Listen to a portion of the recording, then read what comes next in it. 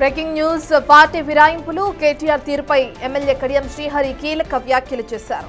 కేటీఆర్ కు నాయకత్వ లక్షణాలు లేవని, అందుకే బీఆర్ఎస్ నేతలు ఆ పార్టీకి దూరమవుతున్నారని మండిపడ్డారు. కవిత కూడా అందువల్లే బీఆర్ఎస్ వీడారని చెప్పారు. అహంకార బలుపు మాటలతో నాయకులు కాలేరన్నారు.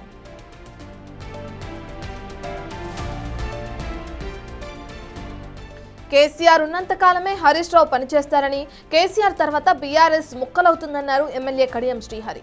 10 ఏళ్లలో 36 మంది ఎమ్మెల్యేలని చేర్చుకున్నారని, అప్పుడు కేటీఆర్ కు నీతులు గుర్తురాలేదా అని ప్రశ్నించారు. కడియం శ్రీహరికి దమ్ముంటే రాజీనామా చేయాలని, కడియం శ్రీహరికి దమ్ముంటే నీతి ఉంటే విలువలు ఉంటే ప్రజాక్షేత్రంలోకి రావాలని చెప్పి కేటీ రామారావు గారు అంటున్నారు. కడియం శ్రీహరి దమ్మున్న నాయకుడు. అయ్యా అండా చూసుకొని రాజకీయాలు చేస్తలేండి, అయ్యే పేరు చెప్పుకొని రాజకీయాలు చేస్తలేండి. అసలు కేసీఆర్ లేకపోతే నిన్నటువంటి నీ ఐడెంటిటీ ఏంటి? కడియం శ్రీహరి అలా రాలే, అయ్యే పేరు చెప్పుకొని రాలే, కుటుంబం పేరు చెప్పుకొని రాలే. వంశ రాజకీయాలు కానీ కుటుంబ రాజకీయాలు కానీ నాకు లేవు. స్వతహా ఎదిగొచ్చిన నాయకుడు కడియం శ్రీహరి. నువ్వు నా గురించి మాట్లాడే ముందు 1-2 సార్లు ఆలోచించుకొని మాట్లాడాలి. నేను అడుగుతున్నా కేటీఆర్ గారిని, విలువల గురించి నీతి గురించి నువ్వు మాట్లాడు. బీఆర్ఎస్ 10 సంవత్సరాల కాలంలో 36 మంది ఎమ్మెల్యేలు పార్టీ మారారు.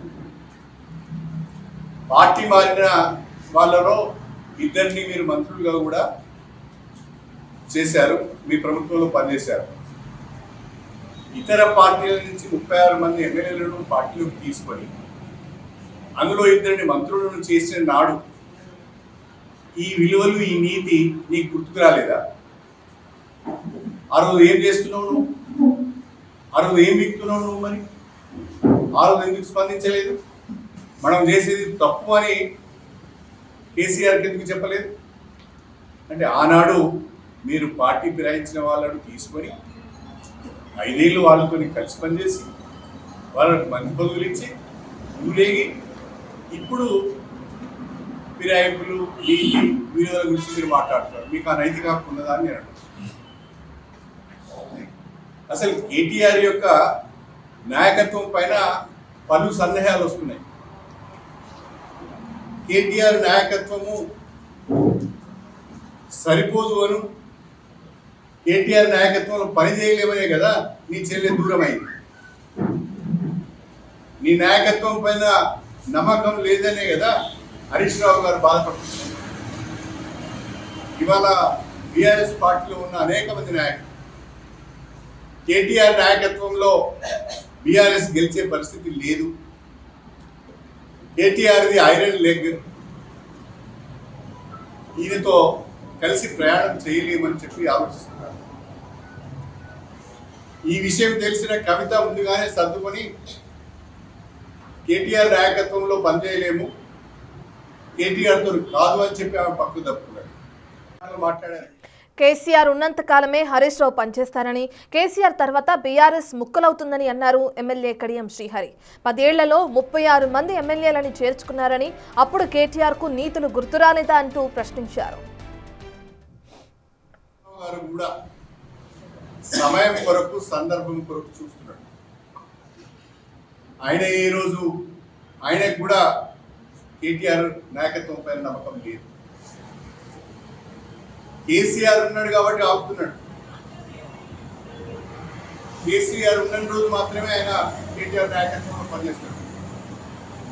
తర్వాత ఆయన దారి ఆయన చూసుకుంటాడు. ఆ తర్వాత బీఆర్ఎస్ ముక్కలు చెక్కలేదు.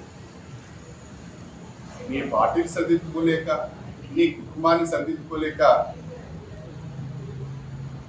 అహంభావంతో, అహంకారంతో, బల్పుతో మాట్లాడడం సరైనది కాదు. అహంకారంతో బల్పుతో మాట్లాడినంత మాత్రాన నాయకుడు అవుతాడు అనుకోవడం కూడా సరైనది కాదు. ప్రజల యొక్క ఆలోచనలకు అనుగుణంగా పార్టీని నడిపించే ప్రణాళిక కావాలి. తెల్లారు లేస్తే ప్రెస్ మీట్కి పెట్టి ప్రతిపక్షాలపైన విమర్శలు చేయడము, ఆరోపణలు చేయడమే పనిగా పెట్టుకుంటే ప్రజలు దాన్ని అంగీకరించరు, దాన్ని స్వీకరించదు. ఈ కాస్త జ్ఞానం లేకపోతే నువ్వు భవిష్యత్తులో నాయకుడివి కాదు. నువ్వు భవిష్యత్తులో ఏదో పెద్ద నాయకుడిని కావాలని అనుకుంటున్నావు. సరే, ప్రతి రాజకీయ నాయకుడికి ఒక లక్ష్యం ఉండడం మంచిదే. కానీ ఆ లక్ష్యాన్ని చేరుకోవడానికి చక్కగా మాట్లాడాలి, సౌమ్యంగా మాట్లాడాలి, బలుపును అహంకారాన్ని తగ్గించుకోవాలి. ఇప్పటికే నీ మీద పలు కేసులు ఉన్నాయి. ఒకవైపు ఫోన్ ట్యాపింగ్ కేసు ఉన్నది, ఇంకొక వైపు కార్ రేసుకు సంబంధించిన కేసు ఉంది. ఈ రోజు నువ్వు అరెస్ట్ అయి జైలుకు పోతావో తెలియదు. బయటికి మాత్రము ఉత్తర కుమార ప్రగల్భాలు వదులుతున్నావు. అనేక తప్పులు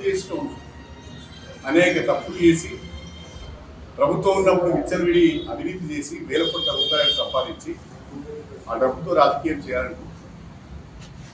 అందరికీ తెలుసు నీ కథ ఏదో, నీ చరిత్ర ఏదో. అంత గోకుడుగాళ్ళు గీకుడుగాళ్ళు తయారై నాయకుడే ఆ రకంగా ఉండాలని కింద వాళ్ళు కూడా అదే పని చేస్తారు. వీళ్ళు వచ్చి విలువల గురించి, నీతి గురించి, నిజాయితీ గురించి మాట్లాడుతున్నారు.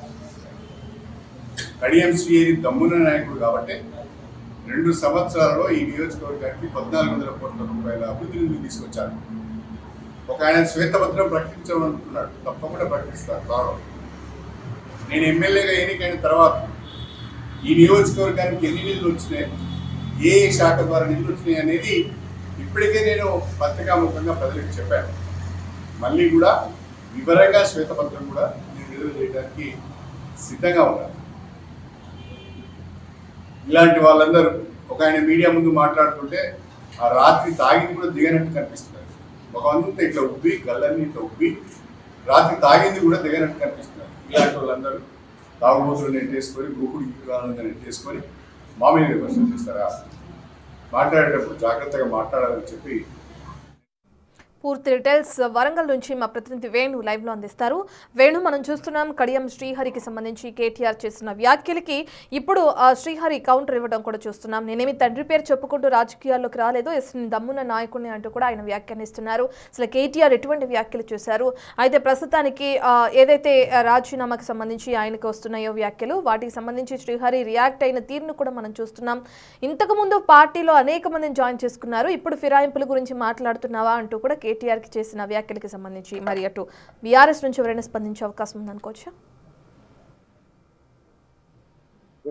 ప్రస్తుతం కడియం శ్రీహరి చేస్తున్న వ్యాఖ్యలు తన రాజకీయ జీవితంలో ఎన్నడూ లేనంతగా ఆయన రైంజ్లో ఫైర్ అవుతున్న సిచ్యువేషన్. నిన్న కేటీఆర్ వరంగల్ పర్యటనకు వచ్చారు. అక్కడ గీస్మన్లో టెక్స్టైల్ పార్క్ సందర్శించిన తర్వాత హన్మకొండ జిల్లా బీఆర్ఎస్ కార్యాలయం లోపల కార్యకర్తలతో సమావేశం నిర్వహించుకొని అక్కడ గత 10 ఏళ్ల పాలనలో తాము ఏం చేసింది, తాము నెక్స్ట్ ఏం చేయకూడదంటూ కార్యకర్తలకు మాట్లాడుతూనే కడియం శ్రీహరి అంశాలు లేవనెత్తారు. తను కడియం శ్రీహరికి దమ్ము ధైర్యం ఉంటే రాజీనామా చేయాలి, విలువలున్న రాజకీయాలు ఉంటే తాను రాజీనామా చేసి ప్రజాక్షేత్రంలోకి రావాలంటూ కూడా ఒక రకమైన సవాల్ ఇచ్చారు. అయితే ఈ సవాల్కు స్పందించినటువంటి కడియం శ్రీహరి ఈ రోజున కేటీఆర్తో పాటు కేటీఆర్ కింద ఉన్నటువంటి బీఆర్ఎస్ నేతలందరినీ కూడా ఏకపారేసినటువంటి పరిస్థితి కనిపిస్తుంది. ఇక ఇలాంటి వ్యాఖ్యలు చేయడం కడియం శ్రీహరి రాజకీయంలో మోపుతారు. ఎందుకంటే తాను ఎప్పుడు కూడా సౌమ్యంగా కౌంటర్ ఇచ్చే ప్రయత్నం చేసేవారు. కానీ ఈసారి మాట్లాడినటువంటి కడియం శ్రీహరి కేటీఆర్ను తీవ్రంగా పదయాలతో మాట్లాడుతూనే కేటీఆర్ కారణంగా బీఆర్ఎస్ ముక్కలయ్యే పరిస్థితి వచ్చింది.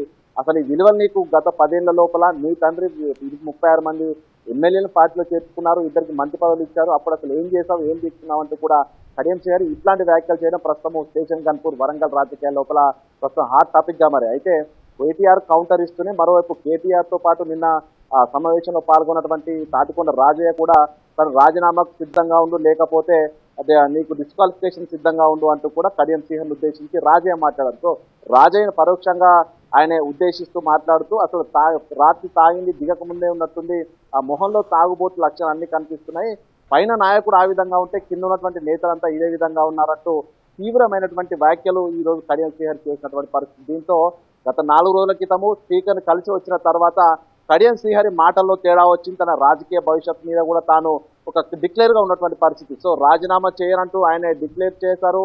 దాంతో పాటుగా తాటికొండ రాజయ్య వ్యాఖ్యలకు కూడా ఏం చేసుకుంటారో చేసుకోండి, అసలు మీరు చెవులు మెలిపెట్టినా ఏం చేసినా కూడా ప్రజాక్షేత్రం గెలవలేరంటూ కూడా ఘాటుగా ఆయనకు జవాబు ఇచ్చిన పరిస్థితి. ఈ రోజు కేటీఆర్ కు స్వయంగా ఆయన మళ్ళీ కౌంటర్ ఇస్తూనే తిరిగి ఆ కింద ఉన్న నేతలకు అటు తాటికొండ రాజయ్య కావచ్చు, నిన్న మీటింగ్ లో పాల్గొని తాటికొండ రాజయ్యతో పాటు మాట్లాడినటువంటి వాక్యాలు అందరిపై కూడా ఆయన కీలక వ్యాఖ్యలు చేశారు. దీంతో స్టేషన్ గన్పూర్ నియోజకవర్గం లోపల మరికొద్ది రోజుల్లో శ్వేతపత్రం విడుదల చేస్తాను, గతంలో ఎన్నడూ లేని విధంగా డెవలప్మెంట్ చేస్తాను, ఆ శ్వేతపత్రం విడుదల చేసి మీకు సరైనటువంటి సమాధానం చెప్తానంటూ కూడా కడియం శ్రీహరి మాట్లాడడం వెనుక పూర్తిగా తాను ఒక డిక్లేర్ మైండ్ తోనే తాను ఈ విధంగా వ్యాఖ్యలు చేసినట్టు కూడా చెప్తారు. ఇంకా దీనిపై బీఆర్ఎస్ ఏ విధంగా స్పందిస్తారో చూడాలి Ratna. Right, thank you Venu.